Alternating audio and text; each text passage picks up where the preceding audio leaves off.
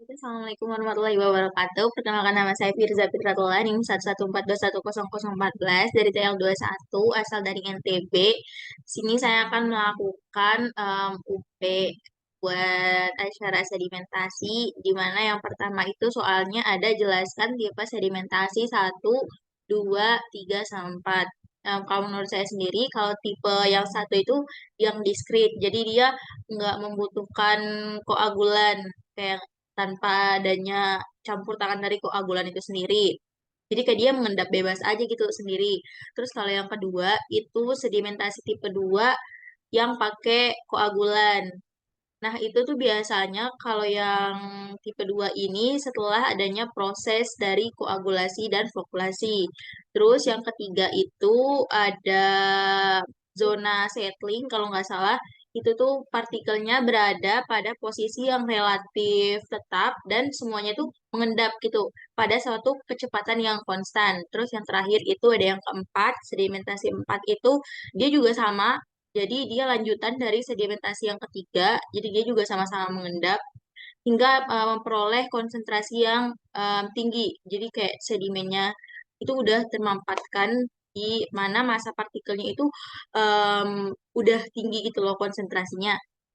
Terus yang kedua itu dalam proses pengolahan limbah terdiri dari 3 tahapan proses dan sebelumnya ada tahap pretreatment menjelaskan tahapan-tahapan tersebut. Nah, terus sedimentasi itu termasuk tahapan mana? Jadi menurut saya buat tahapan-tahapan tersebut itu ada yang pertama ada pretreatment di mana yang pretreatment itu dia meliputi pengumpulan dan pengolahan awal dari limbah itu dari sumbernya gitu. Nah, biasanya dia melibatkan penyaringan, terus pengendapan, terus penghilangan bahan padat dan minyak kayak gitu-gitu. Terus yang kedua ada primary treatment. Kalau di primary treatment ini dia diolah gitu lah habis dari pre-treatment bakalan diolah di primary treatment ini untuk menghilangkan bahan organik kayak lemak, minyak, terus protein yang nantinya dapat menyebabkan pencemaran air. Terus kalau yang ketiga itu ada secondary treatment, di mana yang secondary treatment itu tahapan setelah dari primary treatment, di mana air yang sudah diproses di primary treatment akan diproses lagi untuk menghilangkan bahan organik yang masih tersisa. Terus yang keempat itu ada tertiary treatment. Tahap ini digunakan buat apa namanya kayak zat-zat atau bahan-bahan yang nggak bisa hilang di tahapan secondary kayak gitu. Terus yang kelima itu ada disinfection di mana tahap terakhir gitu ya, untuk membunuh bakteri-bakteri atau virus yang masih tersisa di dalam air limbah. Gitu. Terus kalau sedimentasi itu masuk ke tahap pengolahan primer atau primary treatment. Kenapa? Karena itu tuh kayak langkah awal buat misahin kontaminan padat dari limbah-limbah cair sebelum adanya proses pengolahan lebih lanjut yang akan dilakukan pada limbah tersebut. Kayak gitu. Terus yang ketiga, saya lupa soalnya. Yang ketiga, misalkan setelah dilakukan sedimentasi air limbah tetap keruh karena adanya partikel terlarut seperti TDS dan TSS, apa yang bisa kita lakukan? Kalau menurut saya, kalau misalkan dia udah dilakukan sedimentasi tapi tetap keruh, itu kan tadi sedimentasi masuk ke primary treatment. Jadi bisa dilakukan tahapan selanjutnya yaitu secondary sama tertiary.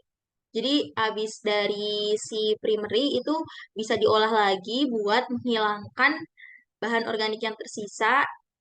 Nah, biasanya buat tahapan ketiga ini dia pakai organisme atau mikroorganisme dan bakteri untuk mengurai dari bahan organik itu tersebut.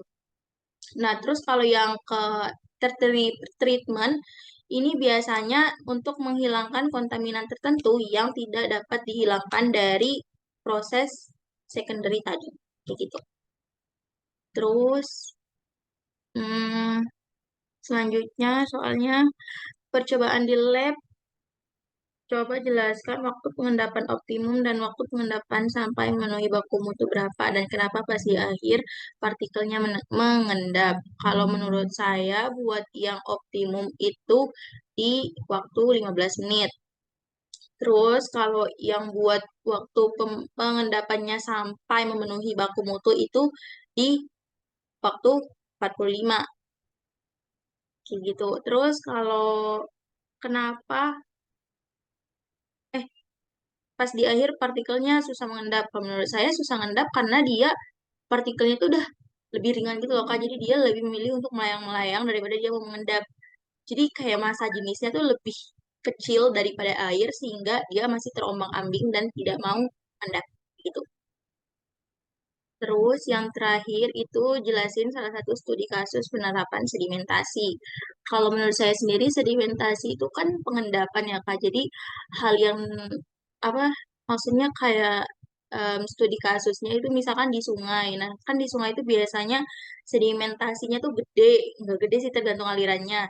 Jadi kalau misalkan aliran atau arus dari si sungai itu gede, pas nanti nyampe di hilir ataupun di aliran yang memiliki aliran yang tenang ataupun udah nggak ada goncangan-goncangan lagi, itu tuh bakalan banyak sedimen yang terendap sehingga nantinya bisa menyebabkan banjir di suatu sungai.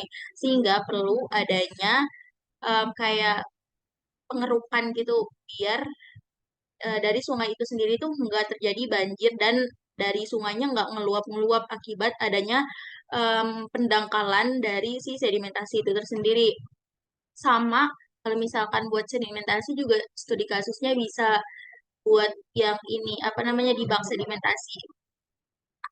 Jadi kalau misalkan di bak sedimentasinya itu udah penuh, kayak kemarin kan kita perancangan, belum nih, mohon maaf, maksudnya kedepannya kan kayak kita bakalan melakukan perancangan unit sedimentasi. Kalau misalkan dia dibuat kayak bak atau kolam kayak gitu, nanti kalau misalkan sedimentasinya itu udah full atau udah apa ya, maksudnya udah terendapkan banyak, jadi bisa dikeruk gitu, biar dia enggak meluap-meluap dan menyebabkan adanya tumpahan air yang melebar kemana-mana begitu. Jadi cukup sekian dari saya. Eh, Kurang lebihnya saya mohon maaf. Wabillahi taufiq wal hidayah. Wassalamualaikum warahmatullahi wabarakatuh. Kargo itu.